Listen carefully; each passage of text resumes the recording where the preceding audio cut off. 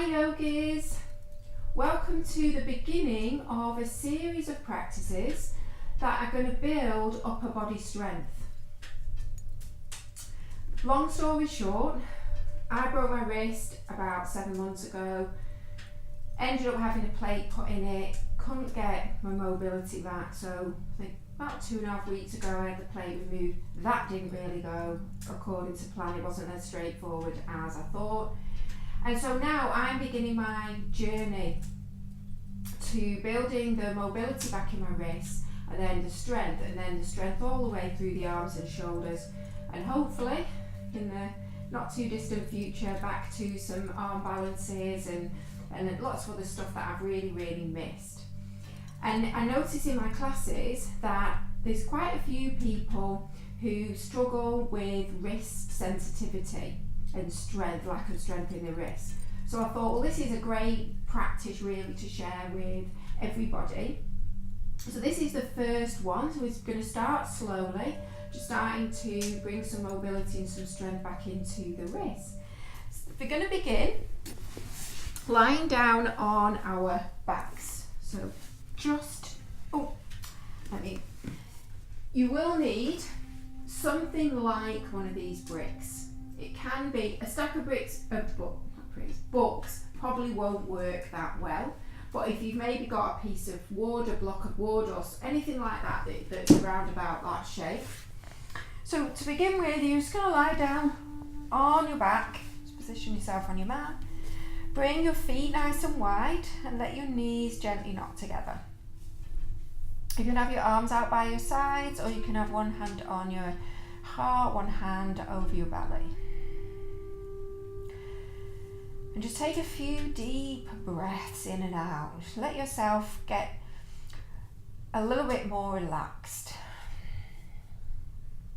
And quite often you find that when you first come onto your mat and start that process of moving towards being still, it's quite a surprise how much you can still feel in your body and what's going on in your mind. There's still like loads of stuff rushing through your mind. Some days more than others. And you don't need to expect to quieten everything down and slow everything down straight away. You're just beginning a process of doing that. So wherever your body's in contact with the floor, really drop the weight through there. Wherever your body's not in contact with the floor, make sure that there's a softness there. So you're not lifted away from the floor because you're gripping through the muscles. It's just body proportion and shape. And then begin to notice your breath and build a rhythm. Nothing too different at first. As you start to move, you'll be able to deepen your breath as you start to synchronize your breath and your movements. And also, as you just spend more time in your practice and away from everything else that you do in your life. So equal inhales, equal exhales. And waiting so that you feel as though that process is beginning. That quietening down and that slowing down.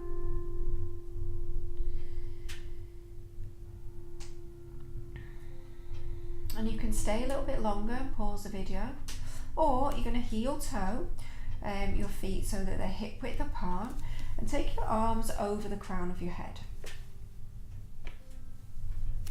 Bring your feet underneath your knees, let the weight drop into your feet. And then as you inhale, you're just going to arch your lower back away from the floor. It always makes me yawn when I do this.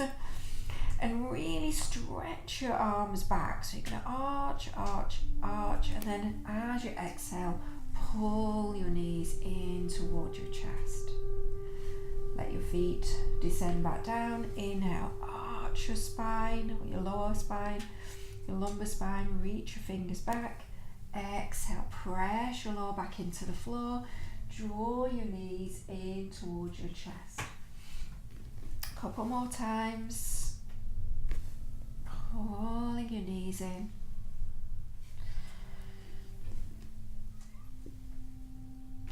One more. And then you're just going to shift your hips across to the right and drop both knees to the left. So I don't want my blanket quite in that position, but it's nice to begin with something underneath your knees so that you can really relax this right shoulder without creating any tension anywhere.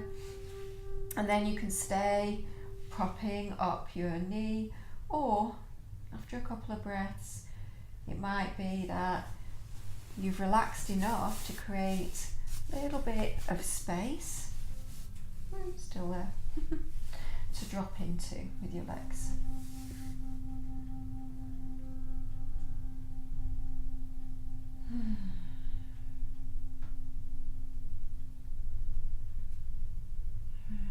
So twist, it's a little bit harder to breathe, but they're so good for your thoracic spine, that middle part of your spine where the ribs form like a protective cage around your heart and your lungs and everything. So it's really good to think about breathing laterally, so that you could expand out the sides of your ribs. I'll do a little bit more of that on the other side. So as you next exhale, press your lower back into the floor. So you can put your feet down, or you can just shift your hips across and drop both knees over to the right. So remember, you can slide something underneath that bottom knee and relax this left shoulder down. Big breaths. So these more passive poses and stretches at the beginning of your practice are a great opportunity to use the breath to let go of anything that you don't want to bring into your practice with you.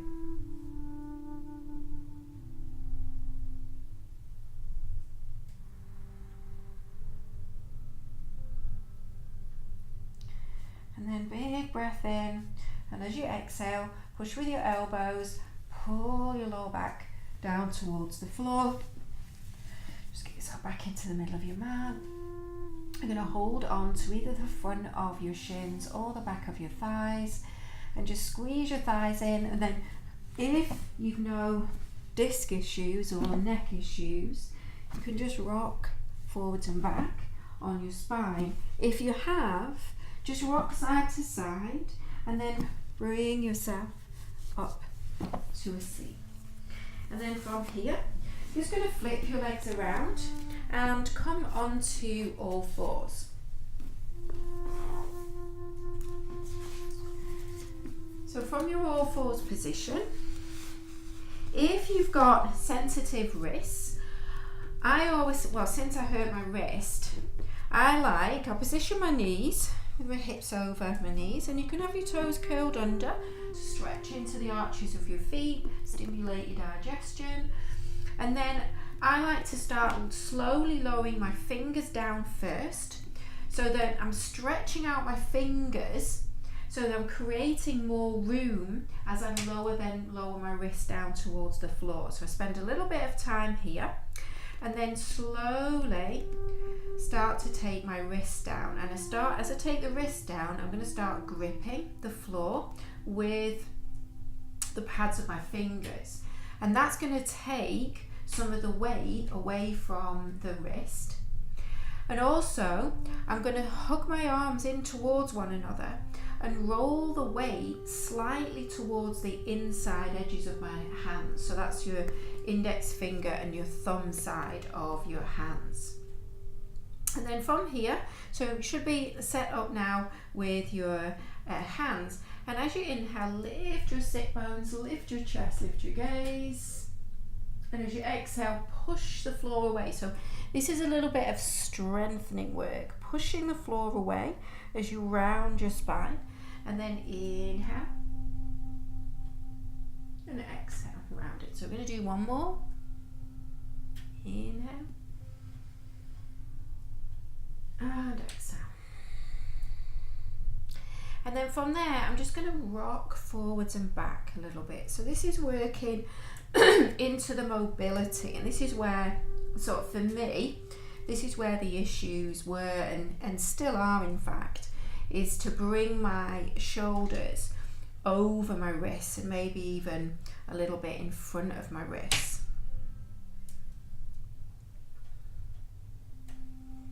And you know, can also rock a little bit side to side. So just taking the weight more to the inside of the hand and then to the outside of the hand.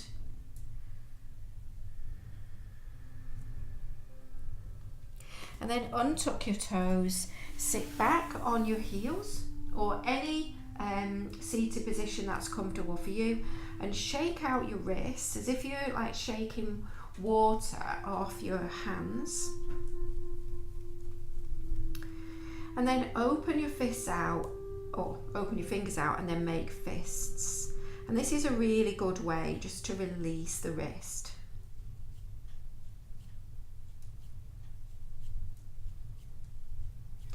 And then you're going to take your left hand onto your right hand and just pull your fingers back, but keep your arms straight.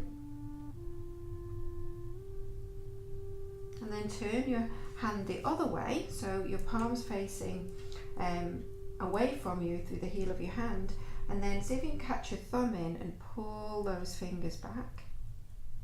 And then flip your hand back and draw your fingers down towards the floor, maybe a little bit back towards your armpit. And then switch. So take your fingers, pull them back. So this is a lot easier for me to do on this side. And then flip your hand, pull your fingers back, flip over again, pull your fingers back.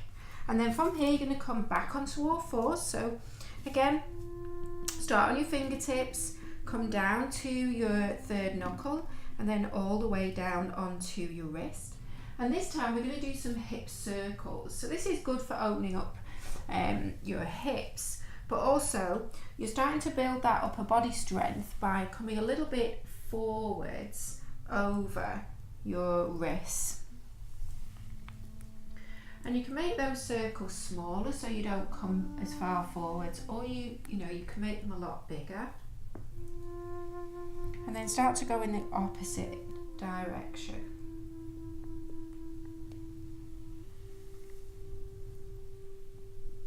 And you're trying to keep your arms straight.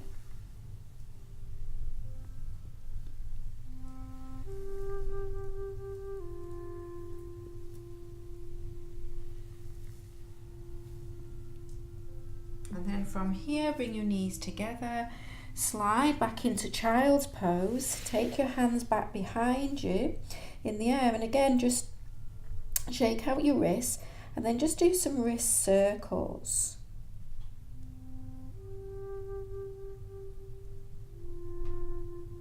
And then the opposite direction. And you're kind of finding out, as we go through different things, what really feels good, and that as though it might not feel good, it might be uncomfortable, but what really feels as though it's working for you. And then just laying your hands down and make a fist, and then push your fist down, straightening your arms, and you're trying to curl your fist in towards your wrists. And then release. Come back onto all fours and just walk your hands a little bit further forwards. So we're going to come back to our child's pose, but we're going to come forward. So it's like half of a press up, and then exhale through chaturanga. Well, it's a half chaturanga, and back to all fours. And then come back forwards, so you're dropping your hips, lengthening your tailbone, and then exhale, bend your elbows back behind you, pull up through your belly, and back to child's pose. Creeping, so I don't know, it depends I suppose on body proportion, but I need to kind of let my hands slide back a little bit as I come back into my child's pose and then back forwards again. So just try, see what works for you. Lying down, back up and back down. And then stay in your child's pose. Interlace your fingers behind your back. Pull, as if you're trying to pull your fingertips apart and reach your arms up. You don't need to, doesn't matter how high you reach your arms. What matters is, if you just have a little look at the position of my wrists, my wrists are now being bent in the opposite position to what they were in before when we were doing that kind of half chaturanga thing. And then release. Slide your hands forwards. Start to activate your hands again. So maybe coming onto your third knuckle, gripping with your fingers, and then lowering your wrist down. And we're going to come up onto all fours, and we're going to come into downward facing dog. We're going to use downward facing dog a lot. Move your hands forward. So if you can get your heels to come all the way to the floor with your legs straight and your tailbone lifted, then you want to lengthen your stance. You want your heels to be maybe a little bit just hovering over the floor, so there's still something to press into through your practice and stretch into. So down dog is weight in your wrists, but it should be minimized by lifting your hips up and back and pulling away from your hands. Whereas if you're in this kind of position, then there's going to be a lot more weight going down through your hands. So you're going to push back, and then we're going to do a few different variations so that we stay in down dog a little bit longer to strengthen up the wrists, but we're a bit distracted while we're doing it. So you're going to inhale, lift your heels, really hug your muscles to the bones at the front of your legs, and then exhale, heels down, push with your hands. Inhale, lift your heels. Exhale, push through your hands, sink your heels back down. Inhale, lift. Exhale, sink your heels down. Inhale, lift. And exhale, sink your heels down. And then inhale, lift. Make sure your feet are hip width apart. And as you exhale, you're going to swivel your heels to the left. You're going to see if you can keep your legs straight, but you're still doing that action that you do in down dog. So you're pushing your hands forwards and you're lifting your hips up and back. Inhale back through center. Exhale over to the other side. And it doesn't matter whether the whole of your foot comes to the floor or whether you stay on the balls of your feet. That's going to depend on the opening that you've got in your legs rather than what's going on in your hips. And see where it is you feel strong through your hands and your arms, and where maybe you don't feel as strong, and see if you can get a little bit more engagement there.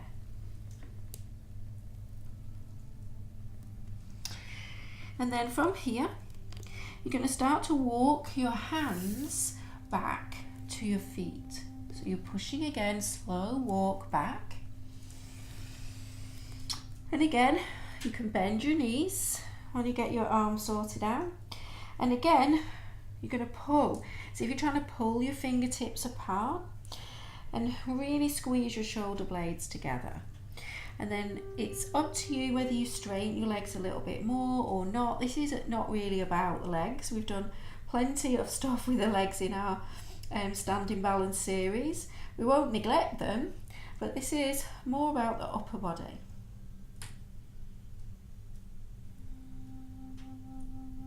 And then bend your knees. Keep your left knee bent. Take your left hand down in front of your left foot. Straighten your right leg and then inhale.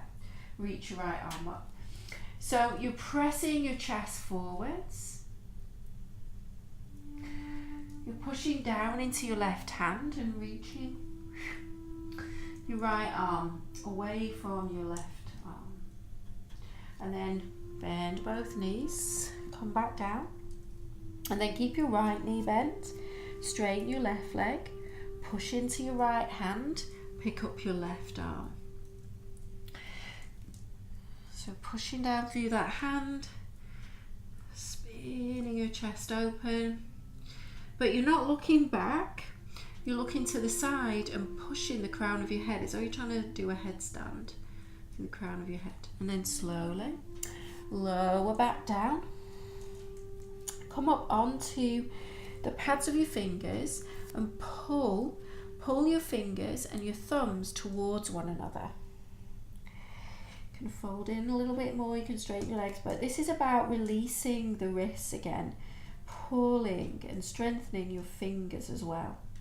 And then start to walk your hands back out. So find your down dog again. And then you're going to bend your right knee and press your left heel into the floor. So when we do this sort of alternating, we call it walking the dog out, but you're just going to do it and stay and hold. Keep pushing your hands forward, lifting your hips back, and then maybe start to put a little bend in this left knee as well. Now I've got, I think, quite limited mobility in my ankles in this direction. So this is quite challenging for me, and it may be that you get your left knee a lot more bent. So you're not doing anything wrong. I'm just letting you know how this works differently for everybody. And then switch. Right heel down, lift the left heel, really push through that right heel, but you're still pushing through your hands so that you don't start to take the weight in your wrist again. And then start to bend this right knee. And it is a micro bend, but it's definitely a very small movement in my body. But I can feel a hell of a lot in that ankle. Then come back. And this time, feet are going to be hip width apart again. You're going to bend your knees and do that swivel. So you're swiveling, dropping your hips down. Now swivel back through center. Drop your hips down, exhale. Inhale, drop your hips, exhale. Inhale, drop your hips. Good, one more to each side. Drop your hips. Down, so it's a big side body stretch. Come back to center and slowly lower your knees down so that you come off your hands.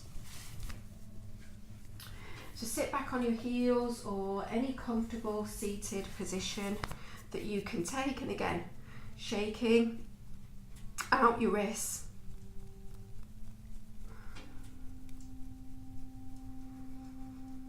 And again, maybe interlacing your fingers, pushing your palms away. And then you're going to take a brick and you're going to have your arms straight and you're going to squeeze the brick. Okay, this is a lot of internal engagement, so it doesn't really look like I'm doing much, but believe me, when you do it, it feels like a lot of work. And then you're going to bend your elbows, keep squeezing the brick, straighten your elbows. You're trying to keep your shoulders away from your ears and straighten. And there's going to be a lot of trembling going on in the arms. Yeah, I mean, my arms are not as strong as they were before my little accident, but you know, even when they were, there was still a lot of effort goes in to this particular movement. Good, and you can do that longer. So if you do a few little circles through your shoulders, and then you're going to slide your brick out and bring your elbows onto your brick, and then you're going to walk your knees back so that they're underneath your hips. That's a little bit hard to judge as well. And then from here, you're just going to drop your head down if you can, and if not, just do it without the brick. You're just going to get a little bit more of a stretch through the arms and into the shoulders after doing that exercise. And you can use 2 bricks as well, one underneath each elbow, so that gives you a little bit more space to drop your head through. And the more you pull your thumbs back towards your spine, the more stretch you're going to get through your arms. So you're lifting your tailbone, your sit bones, just like you do with your cat and cow. And then slowly come out, and you're going to keep your brick, and you're going to come onto your seat and keep your feet down, and then from here you're going to lift your chest up and you're going to take your brick from side to side. Now you can stay with your feet down for sort of a beginner level, or you can lift your legs up into your boat pose and go from side to side here. So just want to keep a little bit of balance through the practice in terms of, you know, the muscle groups that we're working. So just a little bit, it's always good to have a little bit of core working. Don't ever want to neglect that sort of power source of the body. For one more, 2 more, and 3 more. Brilliant. And then set your brick to the side, and you're going to cross your ankles and come back onto all fours, or however you get back to your all fours position.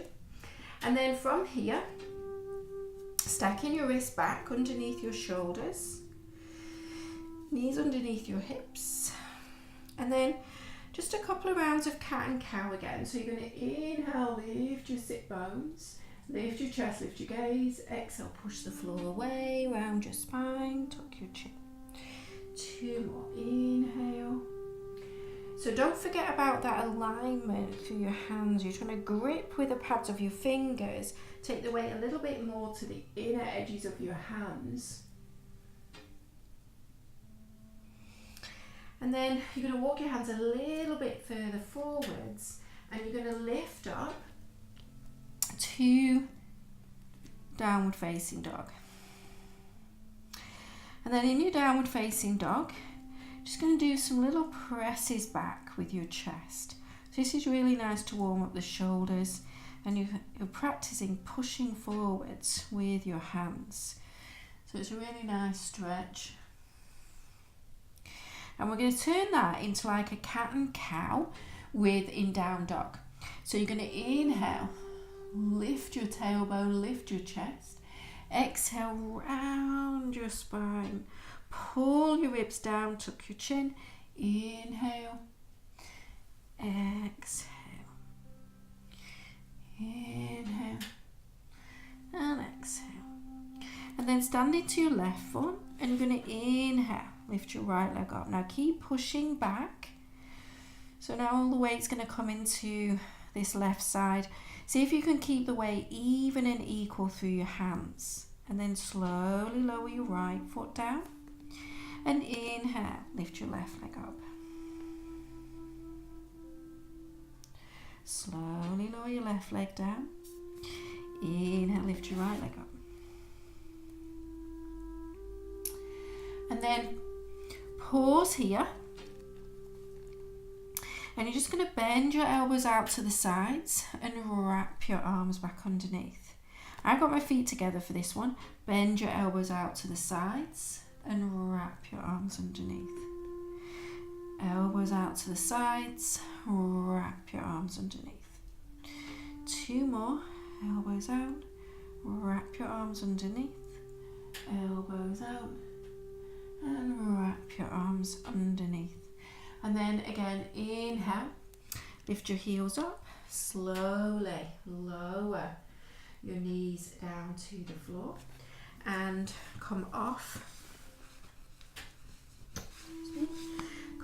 your knees and take a seat. And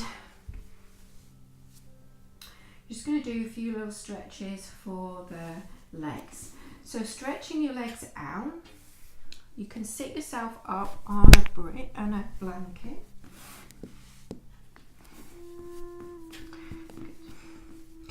And you can separate your knees to make it a little bit easier. We're going to do Paschimottanasana. seated forward fold. And you can have a blanket rolled up underneath your knees as well. So you're going to inhale, reach your arms up, really find that length, reach back through your sit bones, and as you exhale, you're going to tip forwards. And you might just come here, or your hands might reach to here, or your hands might reach further forwards. I like to be on my fingertips as well.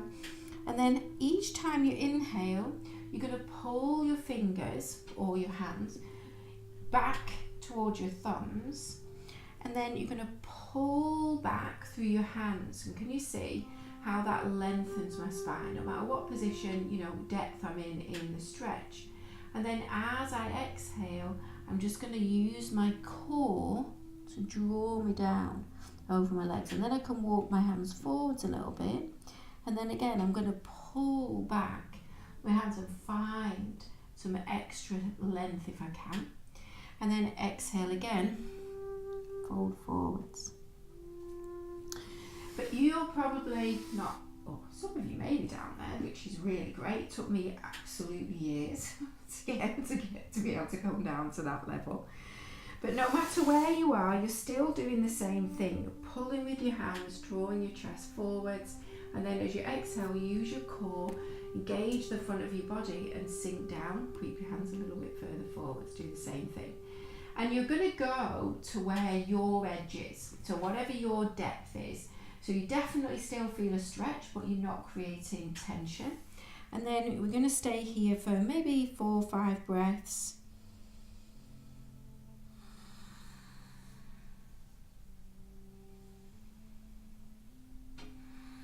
And just, it feels nice when you've done all that work on your hands, just to turn your palms to face up. It's a very receptive position for your hands energy wise. And it just makes sure that there's no kind of pulling yourself down and gripping.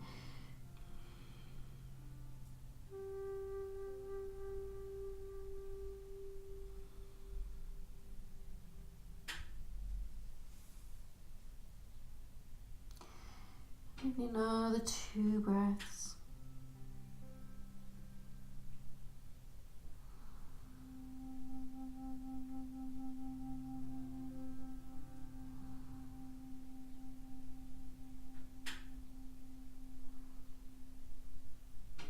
And then inhale, slowly come up. And you can finish there and come into Shavasana. Or I'm going to give you one sort of more little option, is to sit on your brick. So your brick's between your feet, and just let your palms rest facing upwards. Slide your shoulders away from your ears. You can even take a big breath in and shrug them up, so that as you exhale you slide them back and down, just so you can stay there. Take maybe 5 or 6 breaths there. Or if you're able to sit between your feet, you can take that option. And for some people, you may be able to kind of roll up your blanket. It's a bit difficult to do when you're already sat like this. And just lie back, all the way back onto your blanket. Maybe have something underneath your head. A bolster's great for this because they're a bit longer, and it means that you can get your head and your spine all on the same prop. Otherwise, this is fine. And you can even take your arms, hold opposite elbows. So you're just stretching out the front of your body. So when we were doing so many downward facing dogs, you're stretching really the whole of the back of your body and using the front of your body. So it's nice to reverse that just for the last few moments of your practice. Keep that balance within your body, front to back, side to side.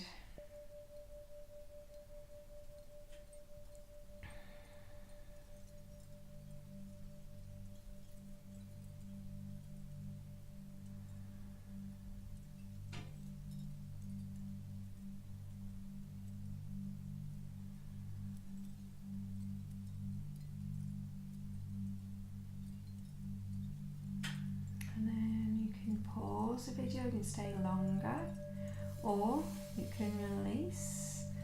Come out the way that you went in, slowly climbing your way back up, and then coming out, just lying back down, covering yourself up if you want to do anything to make yourself more comfortable, and coming into Shavasana.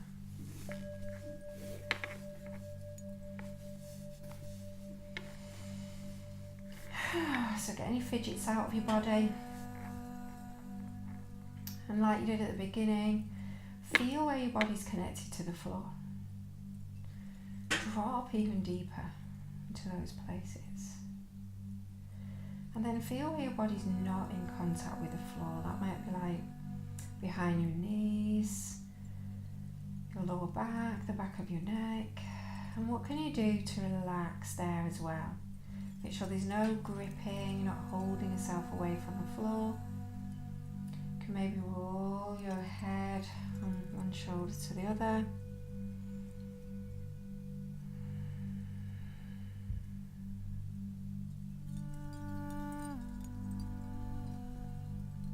And just let yourself drift into stillness again. Give yourself the gift of Shavasana. This is where your body memorizes the movement patterns that you've broken and the movement patterns that you've formed through different poses, through the transitions between the poses with your breath. So I encourage you to stay as long as you've got at least 5 minutes in your Shavasana. And when you're ready to come out, how to bring some small movements back into your body, maybe reaching your arms over and having a stretch, pulling your knees in, making your way over onto your right side. Just take a few restful breaths there. And when you're ready, pressing down with your hands, bringing yourself back to a seat. Bringing your palms together. This in itself is a good wrist stretch, trying to get your elbows lifted equally on each side. But I wanted to say thank you for sharing that practice with me. That was really challenging for this right wrist of mine at various points. So if you felt like that yourself, maybe do a little bit less next time, but keep pushing your boundaries a little bit each time. And gradually you're going to build up that strength, you're going to build up that mobility, and then you'll be ready to move on and go a little bit deeper as we go through the series. So see you on the next video.